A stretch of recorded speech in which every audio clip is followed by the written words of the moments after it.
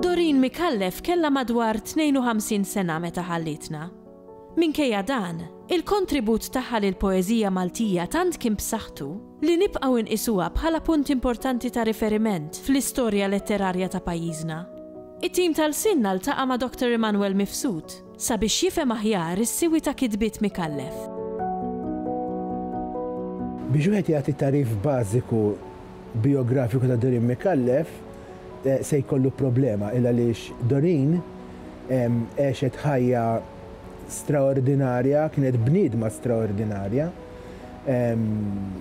unika fil-poezija tagħna. U għatem ħafna mistoqsijiet dwar ħajjita. Jien nippreferi li l-mistoqsijiet nħallihom mistoqsijiet anke biex wieħed jirrispetta il-ħajja ta' dak li jkun. Imma kienet il-poeta illi il-poezija tagħha ġarbita, verament ġarbita.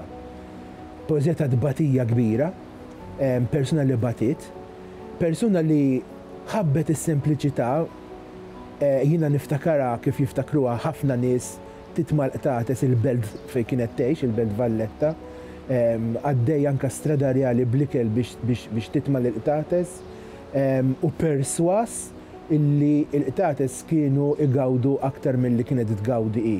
Kienet dik it-tip ta' persuna illi il-poezija tagħha tirrispekkja din il-ħajja pjuttost ibsa illi għexet, imma fl-istess ħin jirnexxila bħal poeti l-kbar tibdel l-ikraħ fis-sabiħ.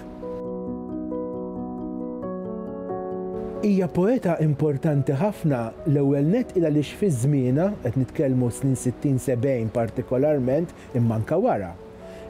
Kienet l-iktar poeta mara prominenti tal-ġenerazzjoni tagħha. Barra minn hekk, jekk għandna eżempju ċar ta' poeżija konfessjonali hija appuntu l-poeżija tagħha li tagħmilha iktar differenti u iktar speċjali minn poeti oħrajn. Terġaw tgħid Doreen Mikallef minħabba li kienet poeta konfessjonali, naħseb jiena kienet waħda mill-ewwel poeti nisa illi tat sensibilità kbira lill-femminilità. Imma mhux il-femminilità kif rawa l-poeti irġiel, imma il-femminilità propja tagħha bħala mara.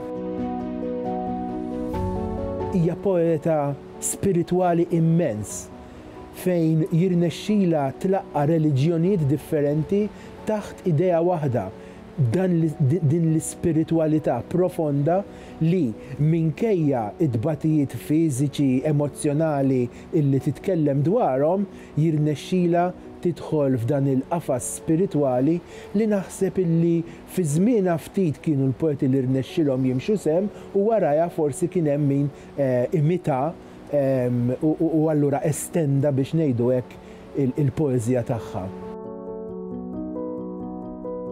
Doreen Mikallef hija poeta diffiċli, irridu ngħiduha. Diffiċli mhux biss għaliex it-temi tagħha huma ħafna drabi oskuri, imma anke teknikament il-mod kif tikteb il-poeżija jimpenja ħafna lill-qarrej.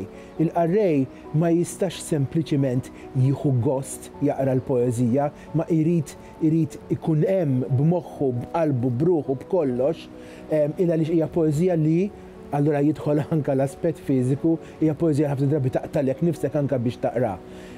U f'dak is-sens naħseb li verament Doreen hija poeta unika. X'naqralek f'għajnejk kull meta nħares lejk u f'baħar għajnejk eternità hemm ruħi ħalliema bl-arkanġli tal-lejl u hemm seħer għall-baħar u l-ħsieb taż-żakawl kull meta nħares lejk u f'baħar għajnejk profondità hemm warda ħamra nar għat-toroq tremendi tas-silġ li għad irrid interraq rotazzjoni divina fl-ispazju lejn id-dar bajda manna ta' Slim, fejn l-ilma li nġabar u wellet, fejn xema li ħabtet u bkiet, fejn int Adam kadmon u għajnejk il-lussu talla.